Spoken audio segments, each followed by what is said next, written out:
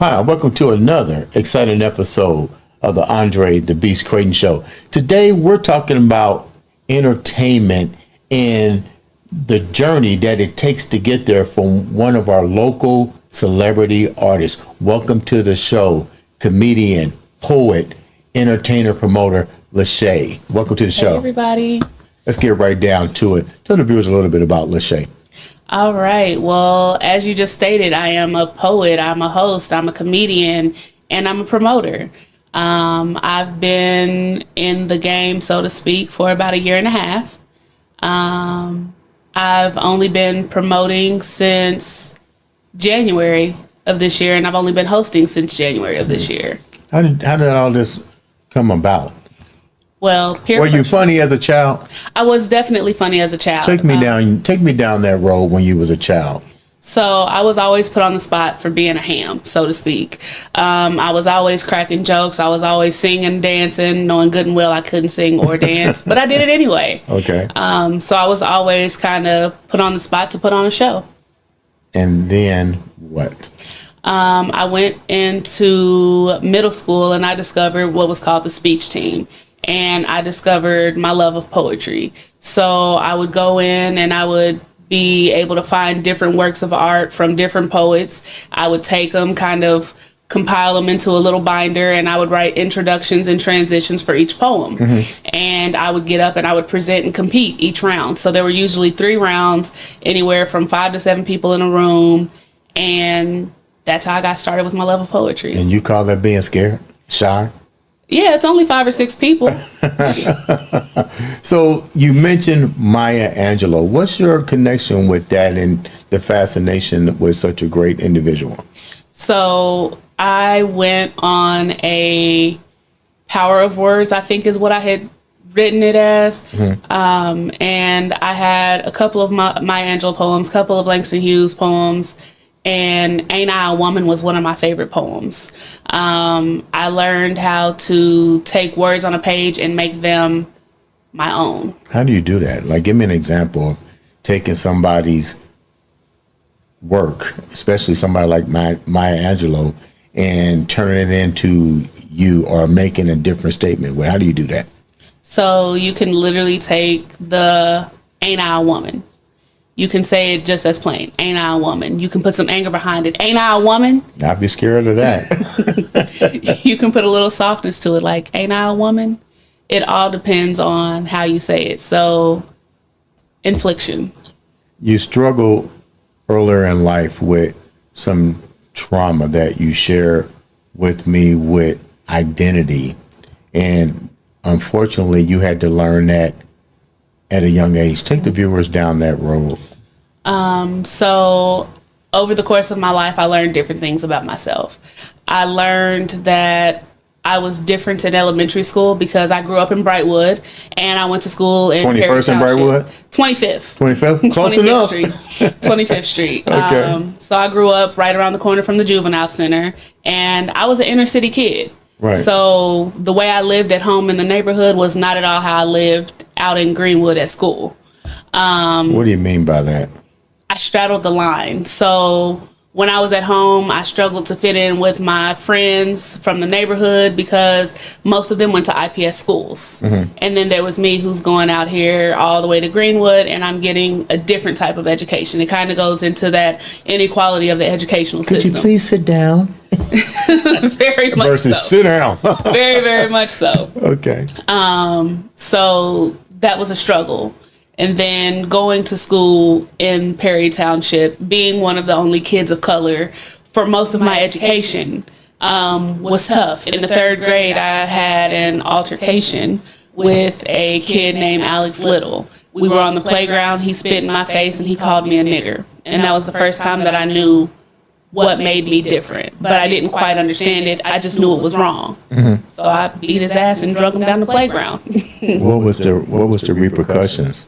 On that particular day, both of us lost recess for the year. Or for the day, I'm sorry. Both of us lost recess for the day because it was a fight between the two of us. I lost recess for the rest of the year because I did more damage than he did. But no one looked at the fact of what caused the altercation. All they saw was I beat his ass. Who took the initiative to address the situation? I know that was in the third grade. It's probably hard for you to remember the full details, but who did you share it with? Then who took control of the situation? That's something serious for a third grader to call somebody the N word. And who came to the rescue and said, "Look, this isn't right"?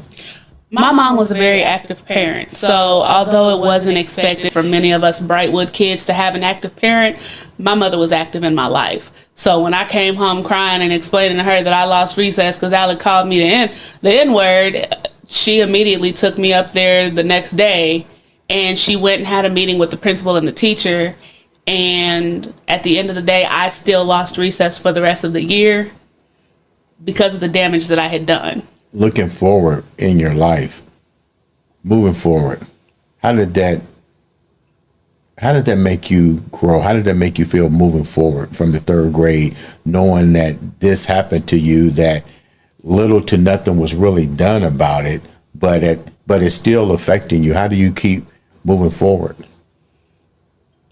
You push. I mean, that's all you can do. You take life's adversities and you take them, you learn from them, you grow from them. I didn't let that hold me down. I didn't let that hold me back. I learned as I grew. When I got around other kids of color that looked like me, or at least I thought looked like me, that's when I learned I was light-skinned because of the stereotype that light-skinned people think they're better than everybody. Did an altercation even arise with that in your... Actually, yeah, I got picked on a lot. Really? I did. I was bullied quite a bit. Because of the color of your skin? Yeah, actually. The Jim Crow? Yep. If you separate them, they'll never advance. So, keeping it... Did you share that with your parents? Did you come from a single family home, correct? So who was the support cast in your home? So I grew up with my mother, but I had a lot of back support from my grandparents. Okay. So my grandparents helped a lot mold and shape me into who I am. They were some of my biggest motivators, my biggest help. My grandparents. Your father wasn't there. Was there ever a moment in your life growing up that you wish he was there? And if, since he wasn't there, who stepped in to fill those moments where you definitely needed your father to be there? Because you're going through all of this bullying, guys spitting in your face, you got a mom and a grandmom, but sometimes a man needs to advocate. That was my grandpa. My grandpa was the first man that I truthfully loved, the first man that taught me love, what it meant to be loved, what love felt like, and what it meant to be treated appropriately. But he also taught me how to handle my own. Mm-hmm. So he kind of taught me how I should be treated as a female, but he also taught me at the same time that I didn't need nobody to do nothing for me. Mm-hmm. My grandpa was a Southern man, so he taught me how to change tires. He taught me how to cut grass, pump gas, change oil. Yeah. Yep. My first car. That was one of my biggest struggles, was learning how to change oils. That's before I became who I am today, and I'm too cute to change oil today. Are you too cute to wash the car? I'm too cute to watch something. I can, but I'd rather pay Sparkling Image monthly to do it for me. Okay. You move forward in life. Mm-hmm. You realize that you got to keep pushing, like you said. You go to college. What's that like? College was eye-opening. It was one of the biggest culture shocks that I had ever experienced. This was the first time that I saw other Black people from different walks of life, not just the one or two of us that went to school in Perry Township, not just the kids from around the way. This is the first time that I saw other Black people that were wanting the same thing, but came from different backgrounds. And I went to ISU. It's not even like I went to a HBCU, mm-hmm. but that was still a huge culture shock to be around so many different growing Black people. It was beautiful. I spent a lot of my time in college in the African American Culture Center, which is where I learned more about my Blackness and what it meant to be Black and embrace myself for who I was. To the viewers that don't know, what is the Culture Center at the school? So the African American Cultural Center is where a lot of the African American and sometimes just other minorities, primarily African American, but other minorities go, and they have different classes, different events. They put on a Kwanzaa celebration every year. There's a Black graduation, congratulatory, that they put on for all the seniors who make it to that point. Like, it is very nurturing and supportive of young Black adults. Who was your role model there? Who was your mentor? Miss Valerie Craig. And why? She was one of the biggest people. She was my mother away from my mother. Okay. She was one of my biggest motivators. She pushed me. She pushed me to push my limits, to push my knowledge of self. Things that I said I couldn't do, she showed me I could. How important was understanding yourself, and how did it really change you moving forward when she taught you that? Or what was you liking? What was the biggest part of your journey going into college and having all these things happen, and your father wasn't there, and your mom and your grandparents raising you? You go off to college, she becomes your mentor. What was the one thing that you was liking at that moment that all of a sudden she helped you to really regain, and you look back now and go, wow? Self-confidence. That's it. But you're a comedian. I wasn't always an outward comedian. I was a comedian amongst my friends. I was a comedian in small groups.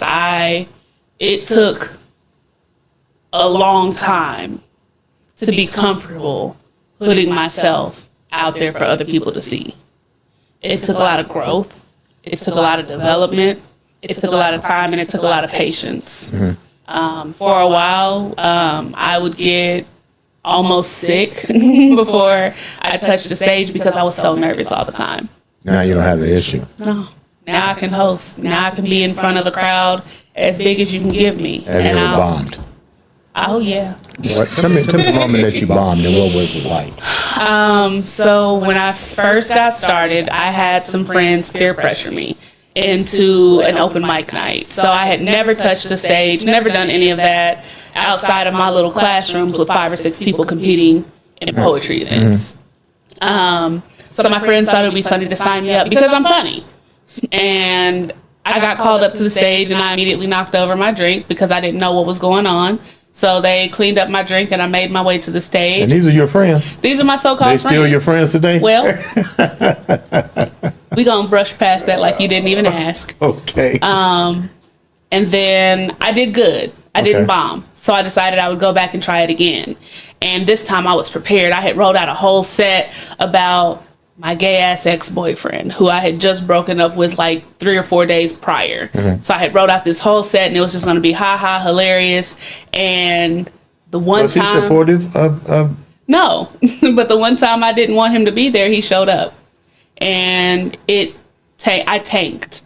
I looked out into the audience, saw he was there. After I had cracked a couple jokes, I looked into the audience. I said, you know what? I ain't shit. And I walked away. Wow. He was the one that he didn't have to hackle. I'm saying he basically just his appearance. It probably just shocked you more than anything that all of a sudden he's there. Yeah. That was it. That was because he didn't really, most of the things that I wanted to do, we didn't do. Like the relationship went nowhere fast. And everyone thought I was a lesbian for a while because he was a very pretty boy. Really? Which is how he became my gay-ass ex-boyfriend. How much of your life is in your performance? All of it. So whenever I write, it's usually because something has happened. It could be positive. It could be negative.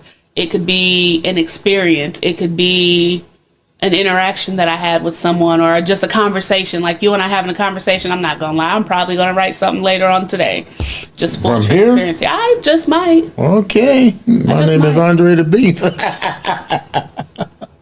So when you're on the stage, where does your mind go?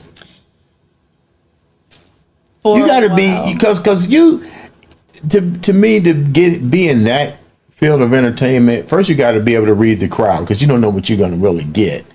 How do you transcend, and where do you go?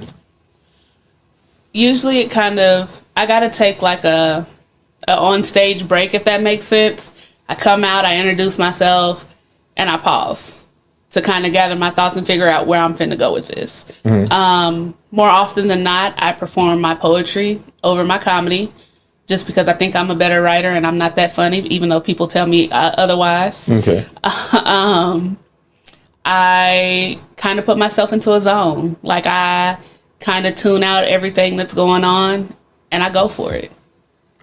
What is, you're now also producing, so to speak.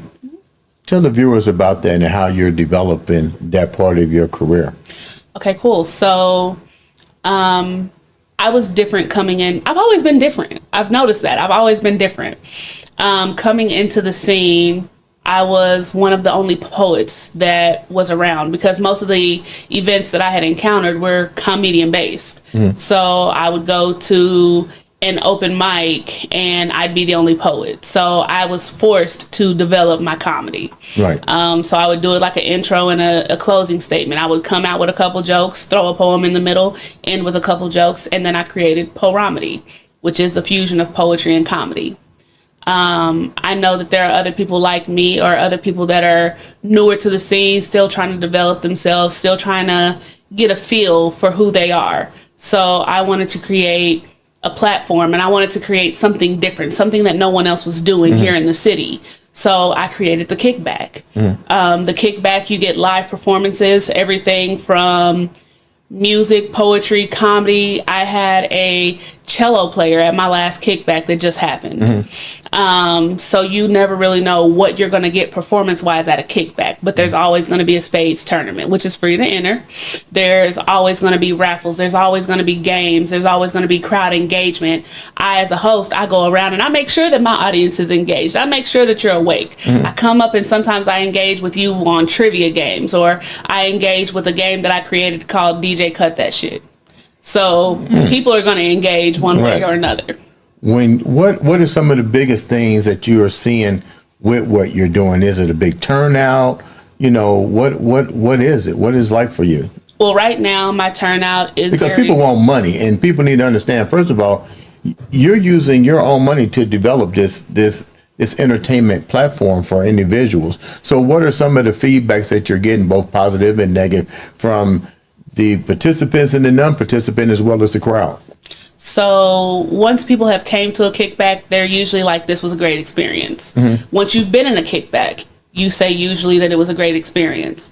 I've had people reject my request to be in a Kickback. There are people who find me and request to be in a Kickback, but there are people that I have seen and I'm like, man, you've got some talent. I would love for you to come and perform at a Kickback. I've had people tell me that if I can't pay them, they want no parts in it. So I've been rejected a few times. And then in that same breath, I've had people who are like, look, I saw what you did for so-and-so. I was there. I really enjoyed it. I do music. I do poetry. I do comedy. I would love to participate in your next Kickback. So I've had both ends of the spectrum. I've never really encountered an audience member who did not enjoy the Kickback. But the thing is, how do I take the net that I have and cast it wider? Because I would love to be able to pay people. I would love to be able to put on a show and offer everybody something to walk away with. I would love that. But I'm not rich. I ain't got it like that. I still have to pay out my DJ, my photographer. It's a lot of things that go into hosting a Kickback that people don't necessarily see behind the scenes. They just see the final result. And people don't realize that the gift cards got to come from somewhere. Where are these kickbacks usually performed at? Are they random places? Do you pick the places? How's that work? So I picked the place, and right now every Kickback is located at the Ice Lounge on 56th and Post. So we're there. That is home for right now. it's At always least a you great got time. a central base. It's always going to be a good time. How can the viewers reach out to you? All right, so you guys can find me on all social media under It's LaShae's World. That's ITSLASHAES World. Don't forget the it's. What's the end game for you? You got so much going on. You've overcome a lot. You take a lot of the pain and the heartaches, the good, the bad, and the ugly, and you put it in your poetry, you put it in your comedy, you put it in what you're trying to develop. What's your end game here? Growth for me and growth for others.